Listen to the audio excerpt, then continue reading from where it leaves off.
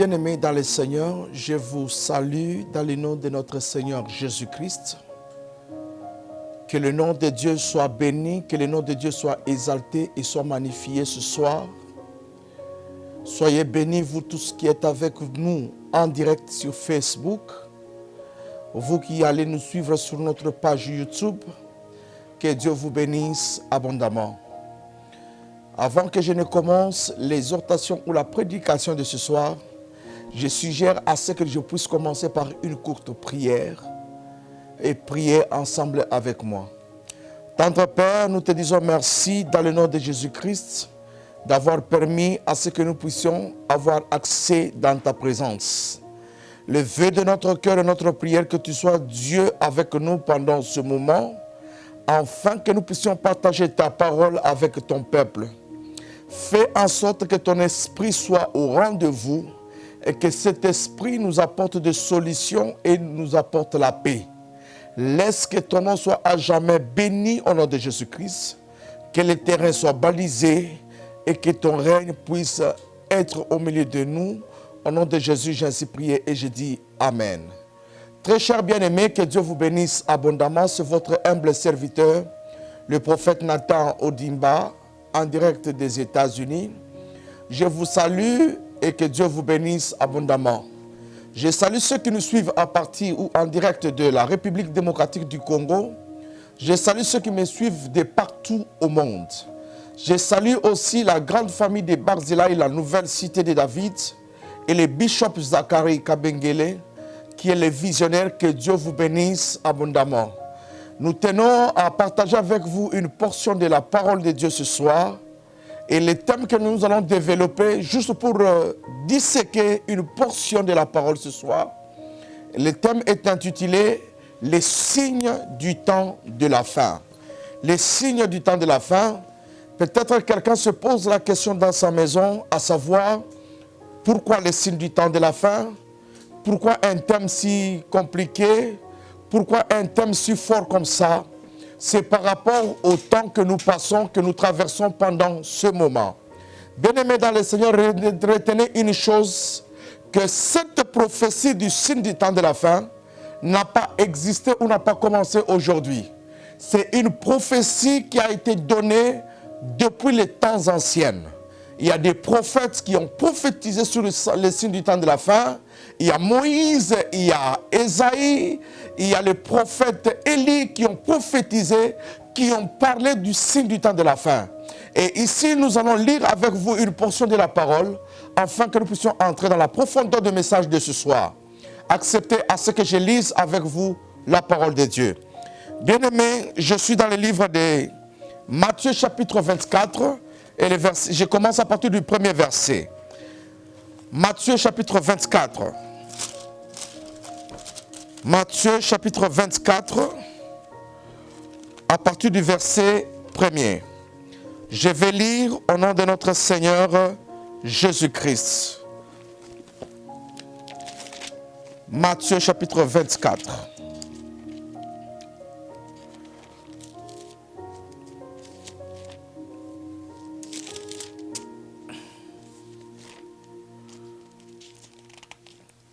Matthieu 24, acceptez que je puisse vous trouver les versets, et je suis déjà là. Matthieu chapitre 24, à partir du premier verset, je lis au nom de notre Seigneur Jésus-Christ. La Bible dit, comme Jésus s'en allait au sortir du temple, ses disciples s'approchèrent pour lui en faire remarquer les constructions. Mais il leur dit, voyez-vous tout cela? Je vous le dis en vérité, il ne restera pas ici pierre sur pierre qui ne soit renversée. Le verset 2, le verset 3, voudrais-je dire. S'agissant, il s'assit sur la montagne des Oliviers et les disciples vinrent en particulier lui a posé cette question. Dis-nous quand cela arrivera-t-il et quel sera les signes de ton avènement et de la fin du monde. Le verset 4. Jésus leur répondit, prenez garde que personne ne vous séduise, car plusieurs viendront sous mon nom, disant, c'est moi qui suis le Christ, et ils séduiront beaucoup de gens. Vous entendrez parler de guerre et des bruits de guerre. Gardez-vous d'être troublés, car il faut que cela arrive. Mais ce ne sera pas encore la fin. Une nation se lèvera contre une nation, et un royaume contre un royaume. Et il y aura en divers lieux des famines et des tremblements de terre. Tout cela ne sera que le commencement de douleur. Je m'arrête au verset 8. Je vais lire pour vous encore Matthieu chapitre 11 et le verset 28. Matthieu chapitre 11, le verset 28. Matthieu 11, le verset 28, je vais lire au nom de notre Seigneur Jésus-Christ.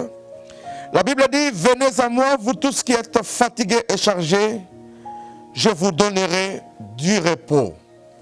Je vais aussi lire Actes des Apôtres, chapitre 1er, et le verset 11. Actes des Apôtres, chapitre 1er, le verset 11. Bien-aimés, il est très important que vous puissiez me suivre attentivement, parce que c'est un message que le Seigneur m'a mis à cœur, à ce que je puisse partager avec vous en ce jour. Sachez-le, bien-aimés, les signes du temps de la fin sont visibles. Je lis Actes des Apôtres, chapitre 1er et le 11e verset. Actes chapitre 1er, le 11e verset, je le lis au nom de Jésus-Christ. Je commence au 10e verset pour que vous puissiez bien comprendre la pensée et je vais terminer au 11e verset. La Bible dit, et comme ils avaient regardé et fixé vers le ciel pendant qu'ils s'en allaient, voici deux hommes vêtus de blanc leur apparurent et leur dirent, hommes galiléens, pourquoi vous arrêtez-vous à regarder au ciel? C'est Jésus qui a été enlevé au ciel du milieu de vous, viendra de la même manière que vous l'avez vu allant au ciel. Et le dernier verset, nous sommes dans le livre d'Apocalypse, chapitre 3 et le verset 11. Apocalypse chapitre 3 et le verset 11. Bien-aimés, suivez-moi attentivement et nous serons bénis ce soir.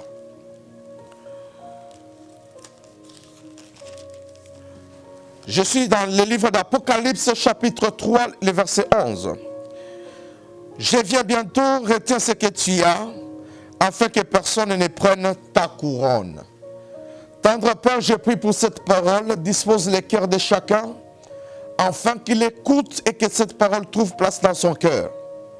Que cette parole change nos vies, change nos situations, change nos difficultés, et afin que la gloire te revienne, toi seul vrai Dieu. Au nom de Jésus-Christ, j'ai ainsi prié et je dis Amen. Bien-aimés, je disais que le thème que nous allons développer ce soir est intitulé « Les signes du temps de la fin ». Les signes du temps de la fin.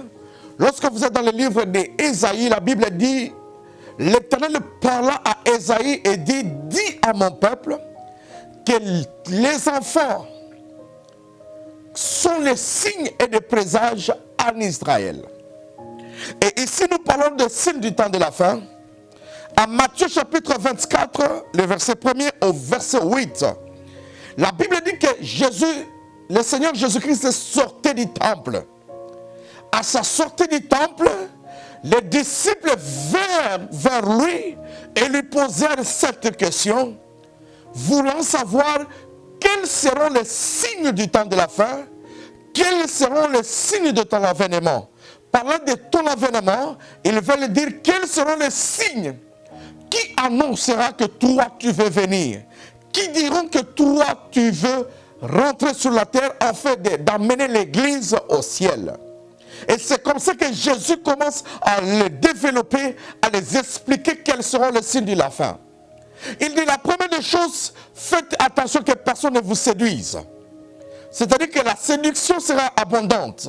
La séduction va exagérer. La séduction va atteindre son comble. Son comble, dans quel sens? Laissez-moi prendre l'exemple par rapport au mariage. Le mariage a été institué par Dieu pour que l'homme et la femme puissent se marier. Mais quand la séduction arrive, c'est là que vous voyez que l'homme devient infidèle à sa femme. Il se laisse séduire par une femme et une femme se laisse séduire par un homme. Et en ce moment-là, quand vous remarquerez la séduction sur la terre, sachez là que c'est là le signe du temps de la fin. Et cela est visible aujourd'hui. Nous entendons par-ci, par-là les divorces. C'est que la séduction a déjà eu lieu, la séduction a déjà pris place. Le vœu de mon cœur et ma prière, garde ta foi et ne te laisse pas séduire par quoi que ce soit.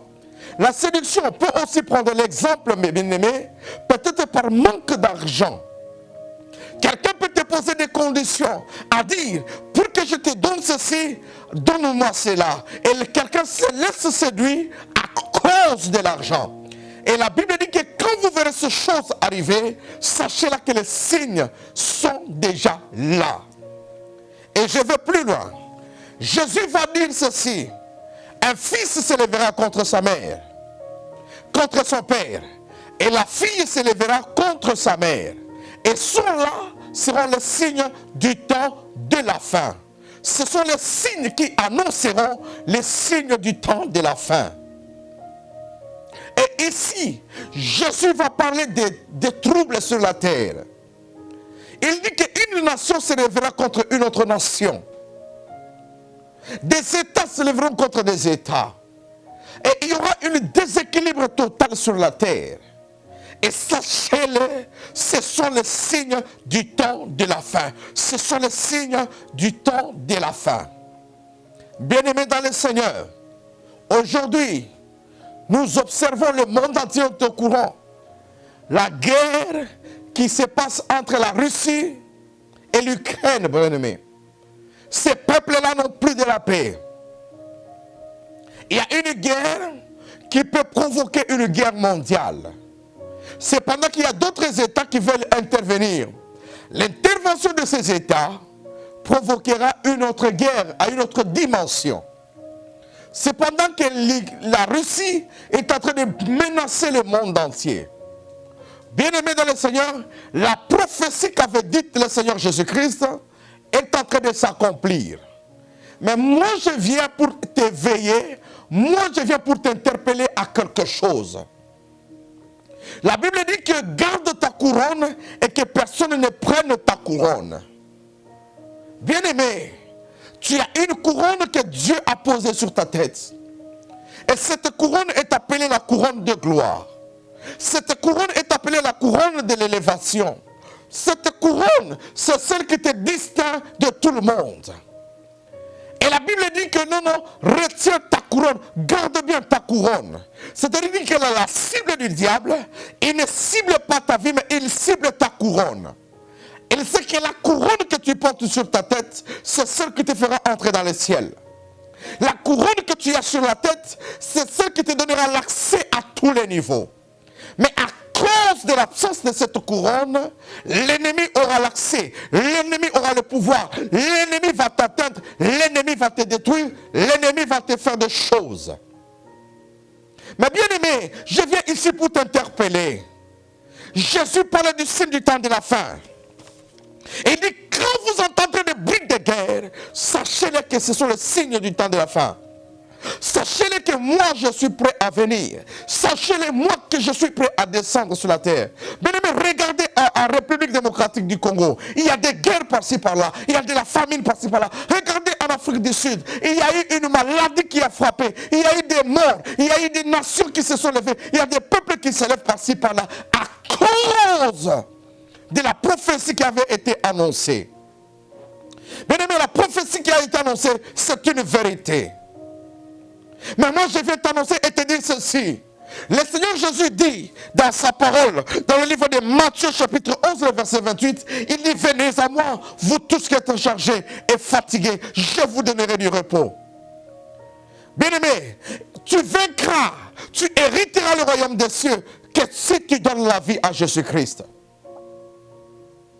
tu vas vaincre la maladie, tu vas vaincre la guerre, tu vas vaincre le combat, à condition que ta vie soit donnée à Jésus-Christ. Bien-aimés, les choses que vous voyez sont horribles. Les choses que vous voyez, elles ciblent les chrétiens, elles ciblent l'église de Dieu. Pendant que je parle, en Ukraine, il n'y a pas d'église, il n'y a pas de chrétiens. Mais laisse-moi te dire une chose, la chrétienté, ce n'est pas le fait d'aller simplement à l'église, mais on est chrétien dans son cœur et on est chrétien dans la conscience personnelle. Bien-aimé, lève-toi comme un chrétien véritable. Donne ta vie à Jésus-Christ, car les signes du temps de la fin sont déjà là. Lève-toi comme l'église de Dieu, donne ta vie à Jésus-Christ. Il dit, venez à moi, vous tous qui êtes chargés. Je sais que tu es malade, je sais que tu es blessé, je sais que tu es abandonné, je sais que tu manques toutes choses, mais donne ta vie à Jésus-Christ. Dans la maison de mon Père, il y a une place pour toi. Dans la maison de mon Dieu, il y a une place pour toi.